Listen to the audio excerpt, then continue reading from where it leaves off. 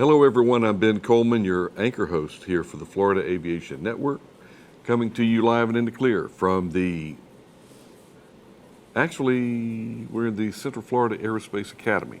I'm going to tell you, we're the Expo, the International Expo and Convention here at Lakeland.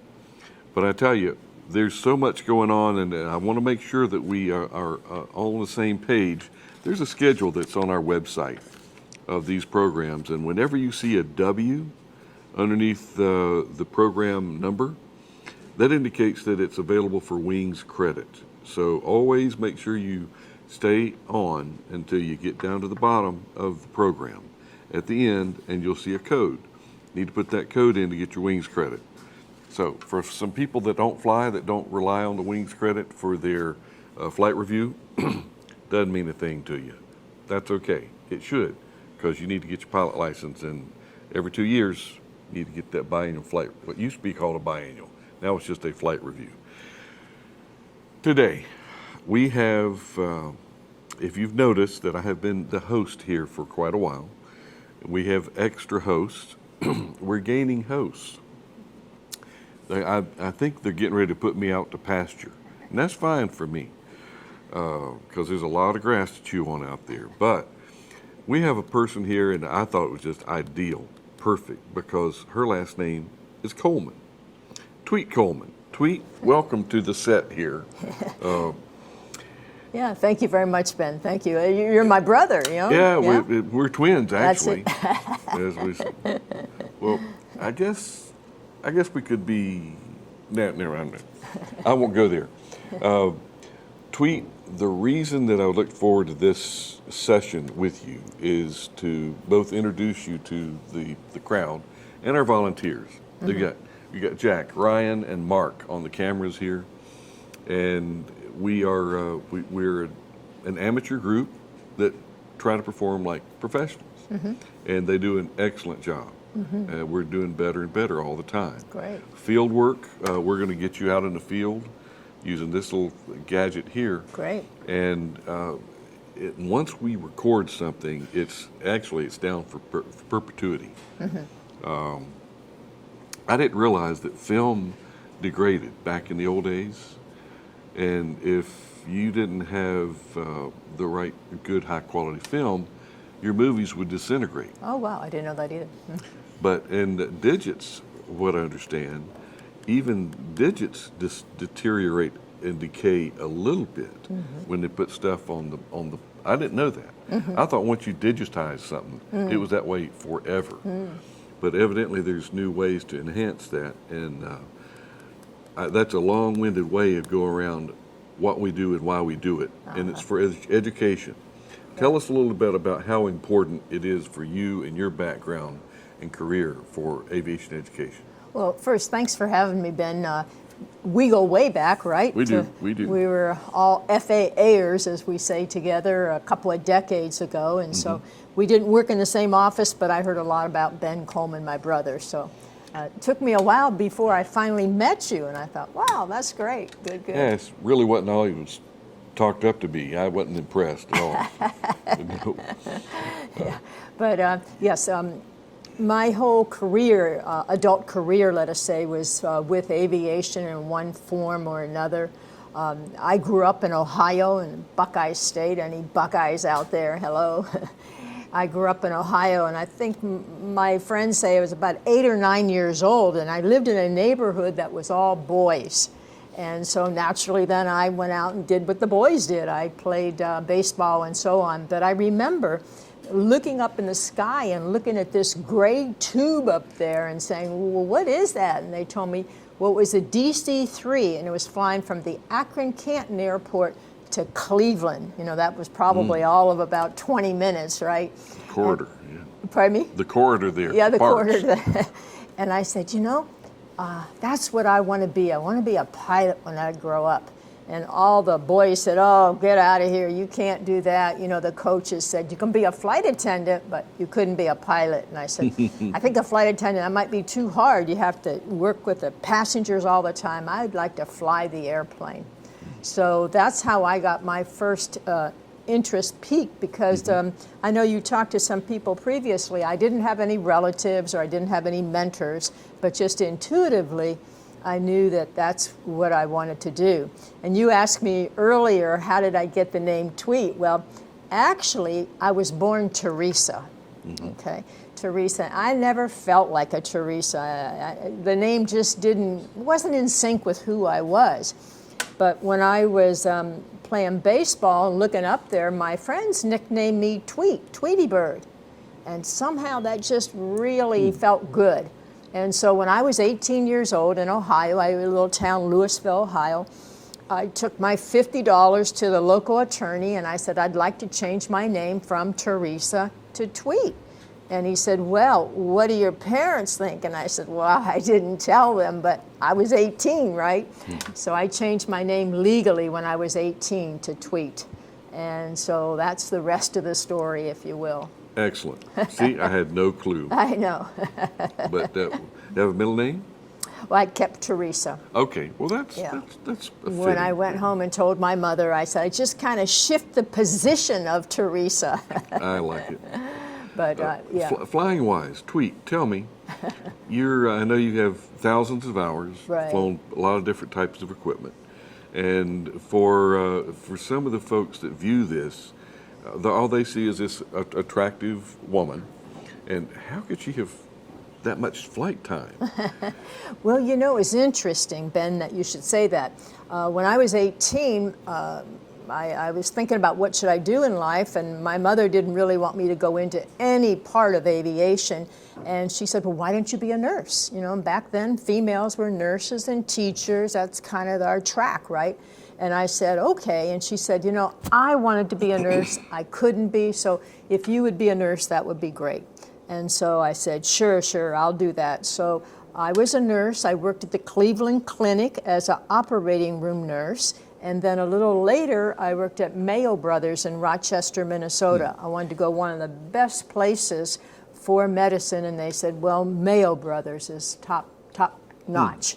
And I said, okay. So I went in as an operating room nurse. But all the time, I kept thinking about, you know, being a pilot and flying. So then my mother passed on, and father, and so on. So we were living in Puerto Rico at the time. I was married and had kids living in Puerto Rico, and they had a little flying club there. So that's basically where I started my flying there in Puerto Rico in the 70s. Interesting. I Yeah. tell you, in Tweet, I've noticed an air about you of confidence.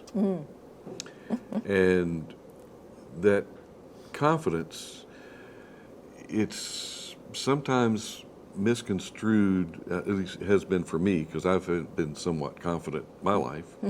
My dad was a truck driver. He just flew because it was fun. He started when he was young, but he was very confident. And so I don't know any different. And some people would like to think, well, that's awful cocky. You sure are cocky. What's the difference between cocky and confidence? I don't know.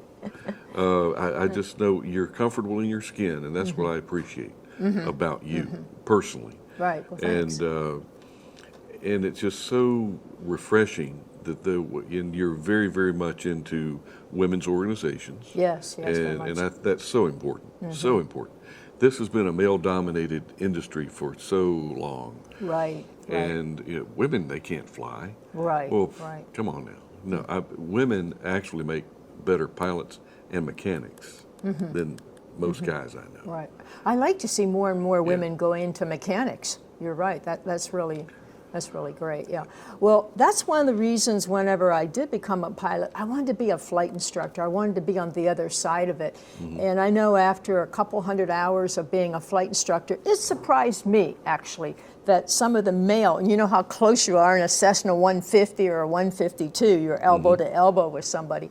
But it amazed me that there were so many males that were just as fearful as others flying, you know, and that, you talk about confidence, that really gave me confidence to think, wow, guys are just as afraid as we are in the cockpit, you know, so we moved on from there. But yeah, I think confidence and cockiness, that's very subjective, isn't it? I think it depends on who's evaluating the situation and who's looking at the situation. Yeah. Well, I try to get anybody that I find that has an interest in aviation to get them to follow through with it and do it with confidence. And because that's such a strong word, I think, particularly in this industry, is to be considered a pilot command. That's a big responsibility. Right. When you stop and look at all the volumes of regulations that we're required to be responsible for. Right. We may not know them all, but we're responsible for every one of them. Or by golly, we can look them up, right? You betcha. You betcha. And, we have those regs. but it's going to be fun to see you morph into our Florida Aviation Network family here. I'm looking forward to it. We are so glad to have you. Yeah, and Obie Young, gosh, Obie and I, in our FAA days, we worked together on various projects. So, yeah, it's really good.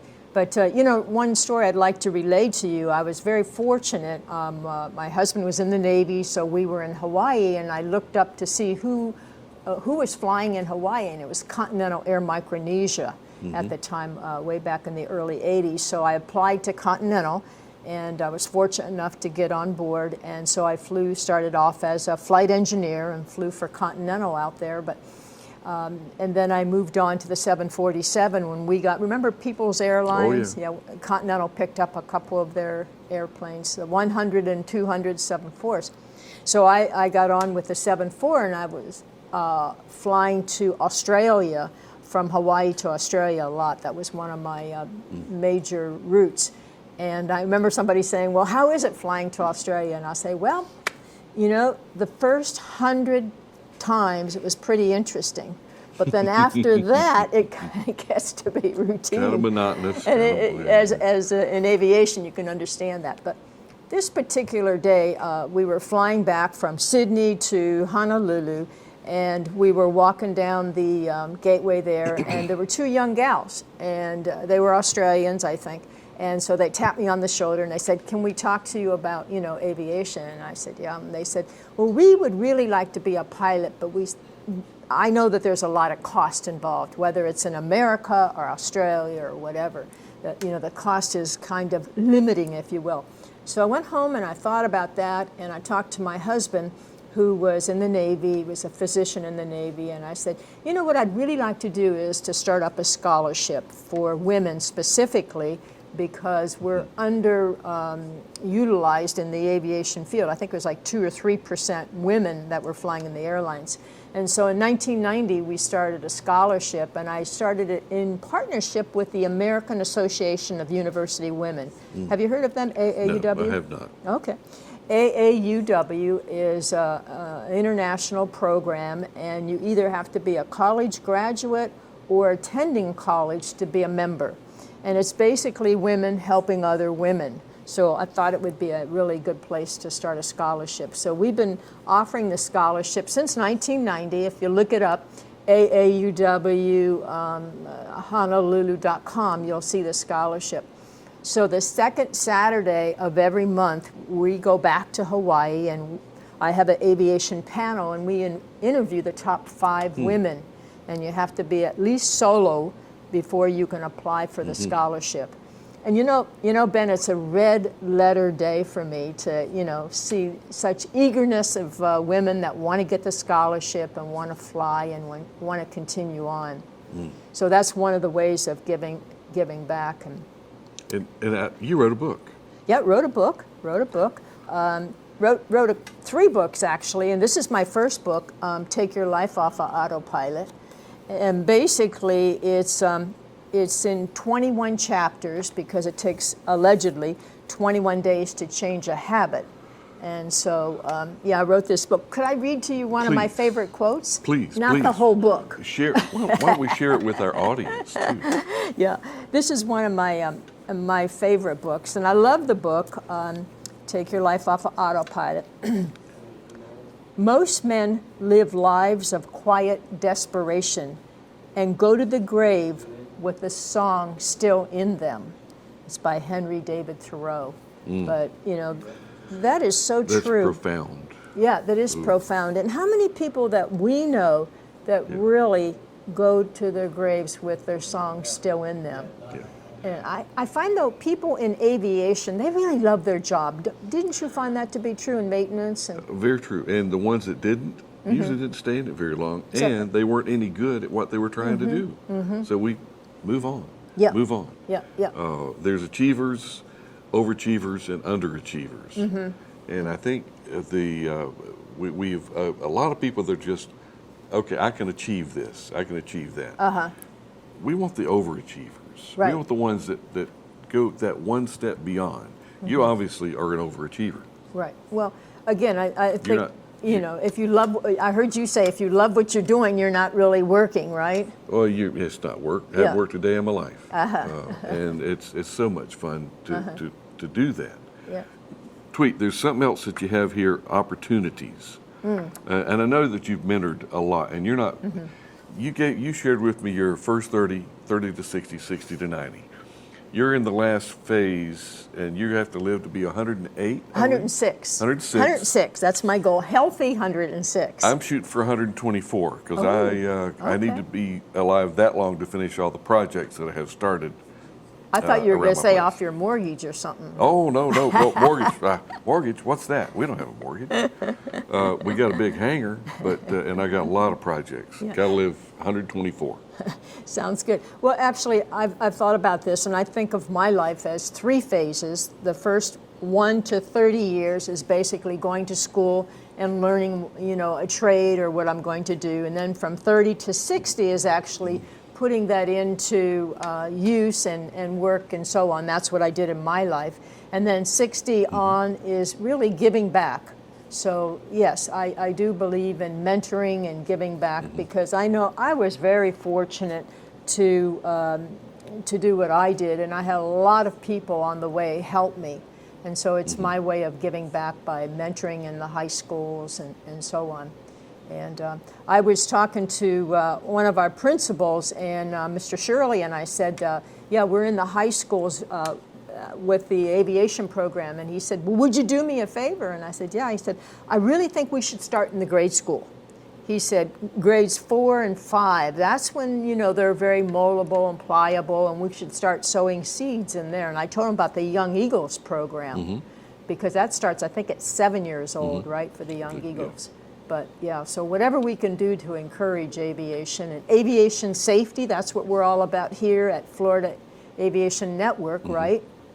And it morphed from the FAA production studios. Right. So, I mean, in our history. And you're about to enter into a different phase of your mentoring. And as a host here for the network, you're going to be just fabulous. Oh, well, at good. it. Thank you.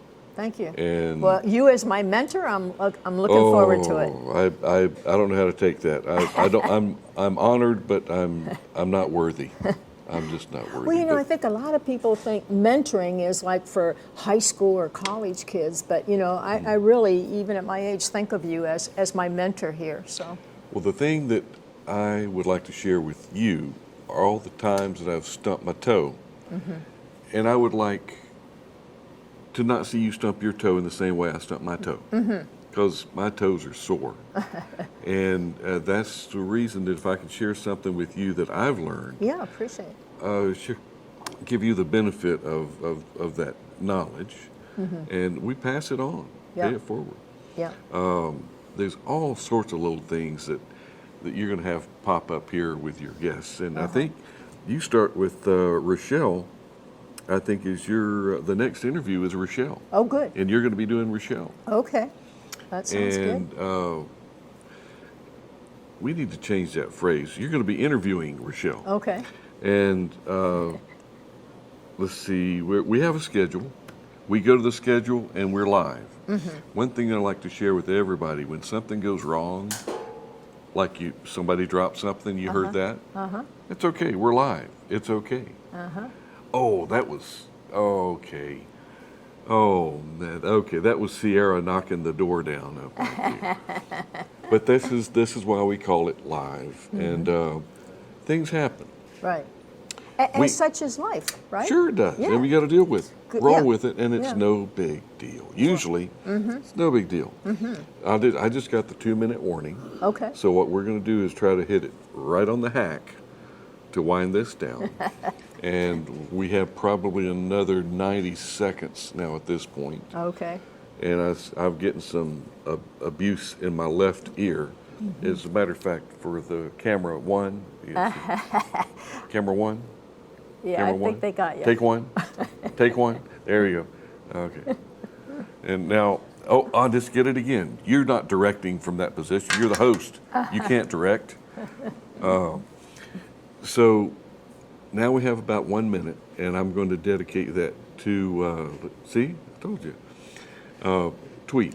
As we wind this down, we got 60 seconds. Leave me with some thoughts that we can look at this moment, the first time that I interviewed you here in 2023, Yeah. that you share with us. Now you have 45 seconds. Our historical moment here. Yes. Well, it's a pleasure to join the team, and I thank you very much for all the tips that you've given me so far and that you're going to give me in the future. And I look forward to being a host here with the Florida Aviation Network. Thank you, Tweet. I think we're going to be right on the mark. And with that, we're going to sign off on this interview. I'm Ben Coleman, your anchor host here for the Florida Aviation Network. We'll see you next interview or out on the flight line.